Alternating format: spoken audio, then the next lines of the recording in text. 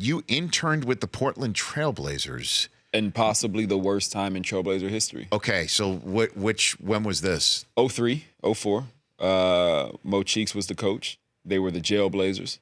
In one season, so I interned in the PR department, which this was like a crash course in like PR and spin and press releases and constantly apologizing for what other people had done.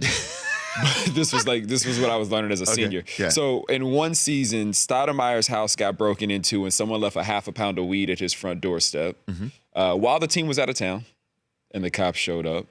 Bonzi Wells proclaimed himself the Kobe stopper, to which Kobe then dropped like 40 points on him every single game. Shout out to Kobe for that. And then Rasheed Wallace, Bonzi Wells, Ruben Patterson, and one other player got arrested driving from Seattle after a game when the Sonics were still up there.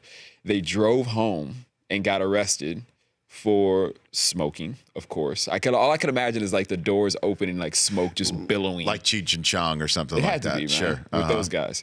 It was a pretty rough season. So you're working as an intern in the public relations department. Yeah. What job did you, in fact, have to help spin the Jailblazers? So I did. So like I learned how to write a press release, which never even knew those were a thing at that point.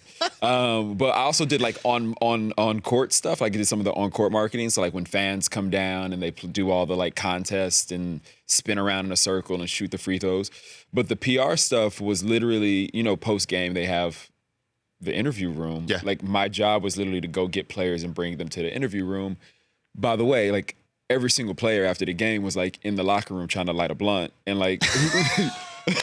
These dudes, like, I felt so bad. Maurice Cheeks was such an amazing coach, and these were great players, but, like, they were just out of control. And, like, these dudes would literally be in the locker room, like, stripped down and changing already, and be like, hey, so we just got to take you into the room for a second and just do this interview. Yeah, I'll be in there in a minute. Okay, Mr. Wells, sir. I mean, what could you say? This dude was, like, 6'8" and made $20 million a year. How was she? Was he good to deal with? She was cool. She was Rasheed. Both teams played hard.